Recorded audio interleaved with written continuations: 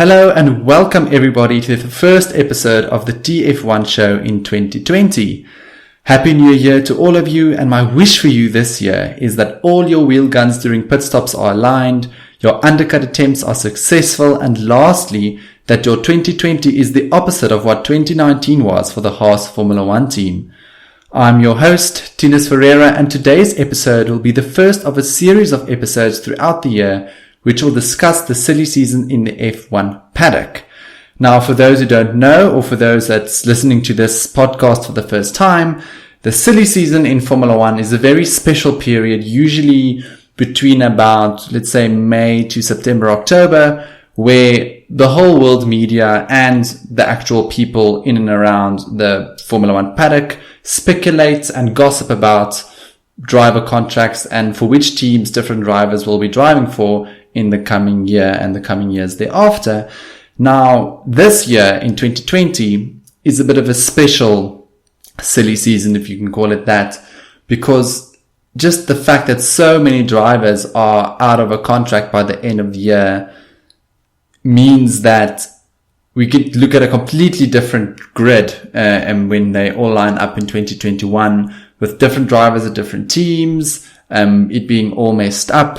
There will be some backstabbing. There's going to be deception. There's going to be double bluffs. And it's just way too exciting for me to even comprehend, especially this year. Because if you think about it, from where I'm sitting, and let's say before the two big announcements came through that we're going to be discussing on this episode specifically, the only drivers that had a contract beyond 2021 were Sergio Perez at Racing Point, and Esteban Ocon at Renault, and George Russell at Williams. I think those are the main ones. And then everybody else basically is out of a contract by the end of the year, which means that they need to negotiate a new agreement with either their existing team or with another Formula One team if anyone else is willing to have them.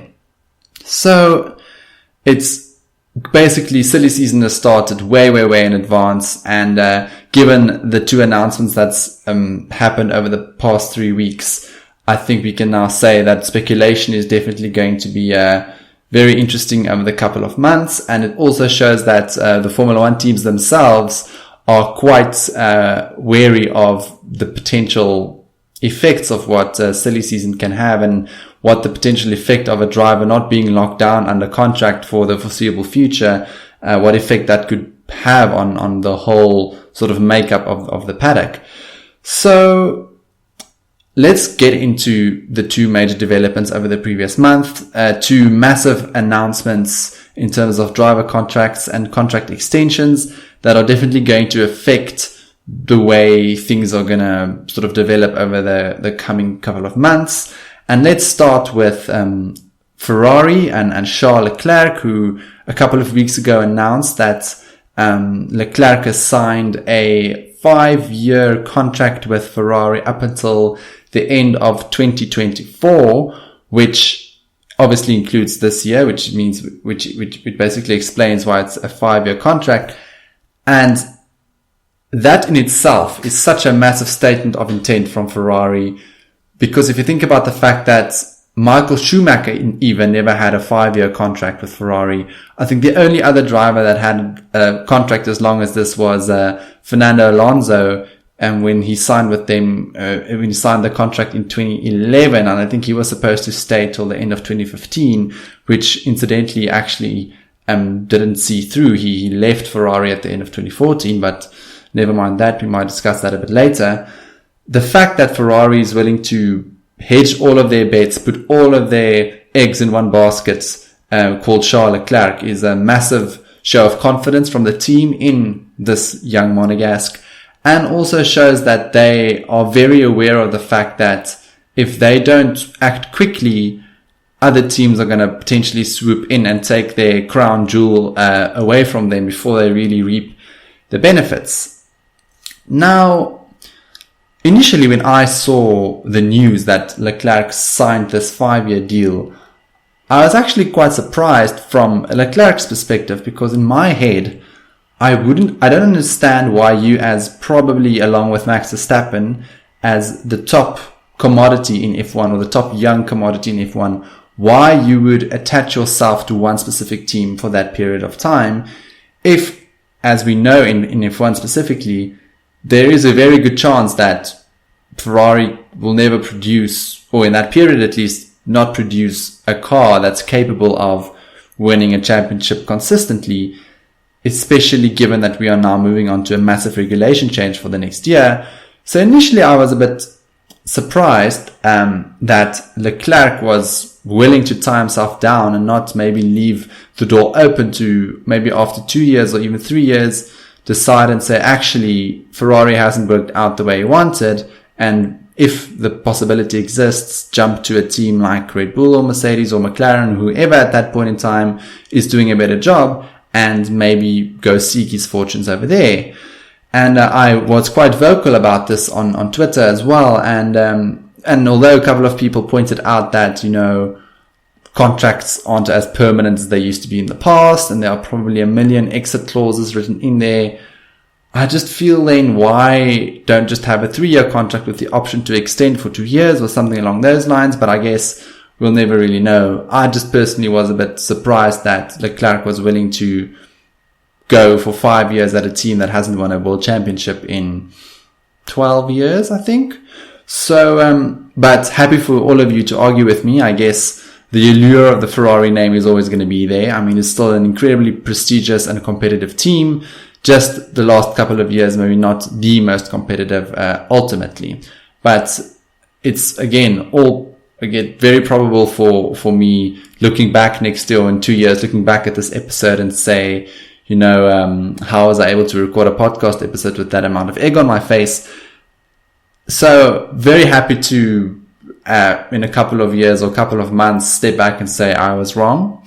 But, that was just sort of my initial feeling toward the fact that it was such a long contract that Leclerc and Ferrari, signed with each other. But in any case, what's done is done. Leclerc is going to be a Ferrari driver for the foreseeable future. And the interesting question that this then also poses is, what does this mean for Sebastian Vettel and his role at Ferrari? Because not long ago, Sebastian Vettel was the golden boy. He was the chosen one to come and save Ferrari and pull them out of the quagmire that was their perennial underperformance when they were working with Fernando Alonso. And unfortunately for the German, it really hasn't worked out that way, I guess, especially if you look back over the last couple of years. And now that Ferrari has this young new talent in their team that has beaten Vettel last season, what does this mean for Sebastian Vettel, given that he's also out of a contract by the end of the year? Now, I think we are certain and say that Ferrari has decided on their long-term future with Leclerc. I mean, Leclerc is going to be there for a while, but are they going to keep Vettel after this year? Would they want to keep Vettel after this year?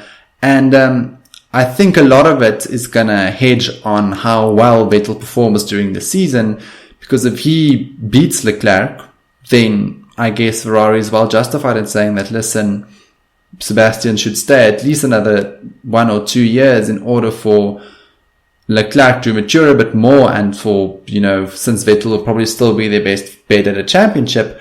But if, like last year, Leclerc is consistently the faster guy over qualifying and less frequently in the races, but, still be the top scorer in the team, then Ferrari are going to have to ask themselves, why are they paying Vettel so much more than what they're paying Leclerc for effectively a worse service? Because Vettel, I think, has the second biggest salary in the grid, other than Lewis Hamilton, of course. But so Ferrari are paying Vettel massive amounts of money, and if they can get the same or better for less money, which is what they're getting from Leclerc at the moment, then I don't really see why Ferrari would keep Vettel on. But now this then asks the question, let's say hypothetically what happened last year gets replicated this year again. We need to ask ourselves, who will then be Leclerc's teammate in 2021 if Ferrari do decide to let Sebastian Vettel go? And obviously there are two, not say immediate options, but two options that have sort of been floating around the ether of silly season and on social media and so on.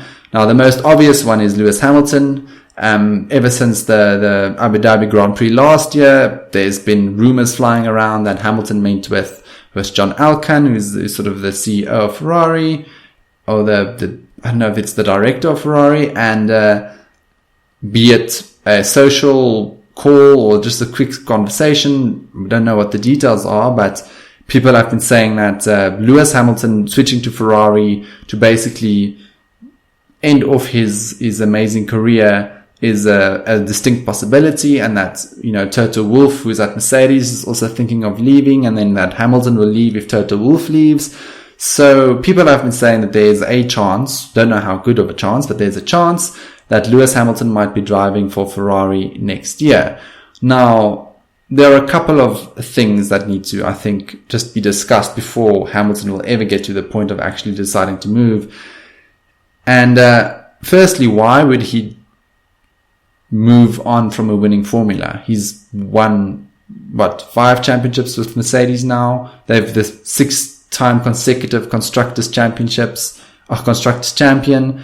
So I don't really see how Hamilton is going to be able to justify it to himself, except if he tells himself that, listen, winning isn't going to be top priority anymore. You know, it will be great if Ferrari continues its sort of uptick in form and they do produce a winning car, but he wants to go switch team, get a new environment, have a new challenge, and that's why he goes to Ferrari. And then secondly, obviously, whether Ferrari is going to be willing to deal with Leclerc, obviously being their new chosen one, and the 6-time at this point, perhaps 7-time world champion at the end of the year, Lewis Hamilton, who's obviously not going to sit back and allow Leclerc to lead the team. Now, that's why I think it's a bit of a fan theory, or a bit of a shot in the dark for people to believe that Lewis Hamilton will end up at Ferrari. I think he'll most probably just stay at Mercedes and see out his career there. He's built such good relationships with the team. He knows all of the engineers. The engineers love him. That whole team is basically constructed around Hamilton. And for him to uproot himself and go place himself in a completely different culture with all of the added pressures that Ferrari brings, next to a new young gun talented driver who's already well embedded within the team, who speaks Italian, who's sort of, you know, just has probably a more natural and easier chance to form a rapport with the very sort of Italian core that the Ferrari team still has. I just think that that's going to be a bit of a difficult one for Hamilton to justify to himself. Now, the other option that's been flying around, and to me this is a bit more of a probable one, is Daniel Ricciardo. Now, if you've been following F1 over the past couple of seasons, you all know the dramatic tales of Ricciardo and Red Bull, and then moving to Renault, and then Renault not really working out quite yet. And he is still under contract with Renault, but obviously he has very specific goals for Renault to achieve, given that he wants to be part of a team that is competing for podiums and competing for race victories. And if the opportunity arises at the end of the year where Ferrari does need a new driver, Daniel Ricciardo has the CV. He has shown himself to be a race winner and a podium contender. Ricciardo and Leclerc get along very well. He might just be a very, very good alternative for Ferrari when faced with the choice between maybe keeping Vettel and keeping Ricciardo. Ricciardo might actually be a very, very good choice for Ferrari to put in that seat next to Leclerc, because they'll probably keep it competitive like how they did at Red Bull with when Ricciardo was Max Verstappen, but it was still able to be a functioning working relationship, and the competition between the drivers never got to that point where it became acrimonious. And I think Ricciardo is of the character where that could probably be the case again. But then on the flip side, the reason Ricciardo left was because he felt that Red Bull was effectively aligning themselves with Max Verstappen rather than providing an equal playing field. And given that Ferrari has now signed a 5-year contract with Leclerc, there's a very real risk of that same thing recurring at Ferrari. So that's something for Daniel Ricciardo to consider, whether he's willing to, not necessarily whether that's going to be the case, but whether he's ready to take on that specific risk if that does pose an issue. And that brings us neatly onto the next very big announcement that happened during the last week. And that was that Max Verstappen came out and announced that he has signed a 4-year contract extension till 2023 with Red Bull Racing. Now, this in itself was, to me, very interesting because a lot of people thought, including myself, that Verstappen is basically the linchpin or very much a key player in this whole 2020 silly season and driver market, where he's going to be a man in demand, and his contract obviously was supposed to end at the end of this year, and that teams like Mercedes or Renault or basically all teams would basically be up for, be trying to lure Verstappen to their camp or into their corner. And it was interesting to me that Red Bull was able to nip all of this in the bud and actually sign Verstappen down before, any real contract talks have even begun, which then basically means that, obviously, similar to with Leclerc and Ferrari, that Red Bull has now officially decided that this is Verstappen's team. Not that it wasn't clear last year already, but this is now officially Verstappen's team. He's going to be there for the long term, and that Verstappen, conversely, has then decided that he has decided that his best chance at a world championship is going to be with Red Bull Racing, and that he fully believes that the team will stick around. The team, and then obviously, crucially, the engine supplier Honda will still be here till at least 2023. And I think this makes it clear that Red Bull Racing and Helmut Marko, who obviously deals with the driver contracts and so forth, they were definitely running a bit scared of the potential threat of Mercedes, because a lot of people were saying that if Lewis Hamilton were to decide to leave the team, that Mercedes would probably make an offer to Verstappen. And I think we can all agree that Mercedes at the moment is the best seat in the Formula One world to be in. So I think it would have been hard for Verstappen to resist that temptation and that offer to go and to the undisputedly best team in the sport at the moment. But Helmut Marko was able to sign Verstappen down. He's now going to be with that team till 2023.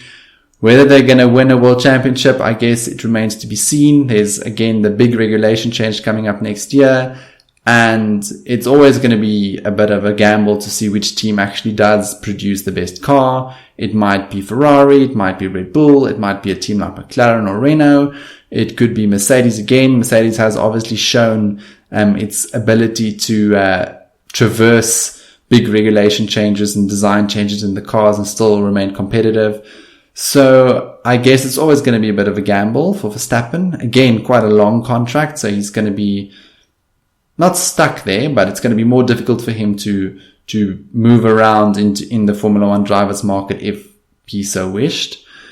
But at least for Red Bull, again, similar to, I guess, for Ferrari, is the open question of who Verstappen's teammate will be next year.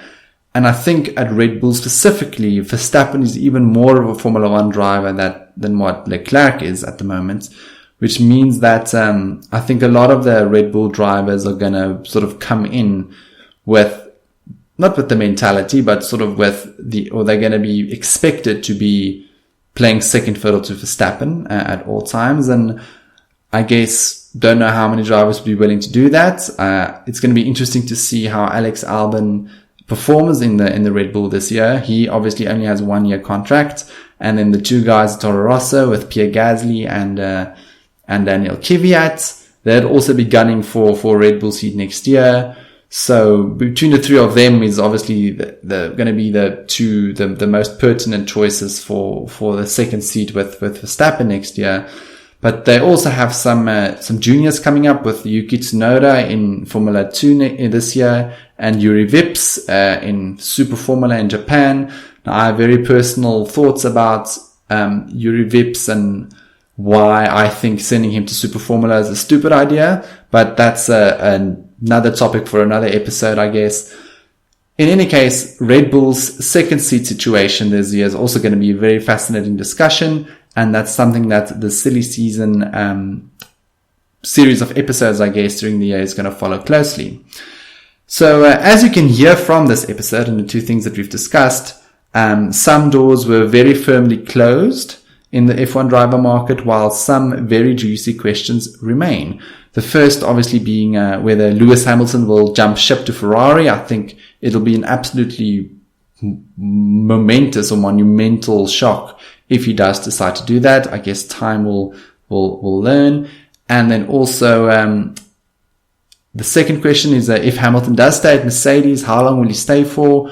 Obviously, he's at the end of his career, so how long will Lewis Hamilton actually extend his contract at Mercedes for? Thirdly, where will Daniel Ricciardo go if Renault doesn't work out? Will he try and go to Ferrari? Is there a seat for him back at Red Bull if he wanted it? I mean, who knows what we're going to see. But hopefully throughout the coming couple of months, these questions and many more will be answered. Please keep an eye and an ear out for all of our special silly season episodes, which will be scattered through the 2020 season. But for now, I will greet you till next week.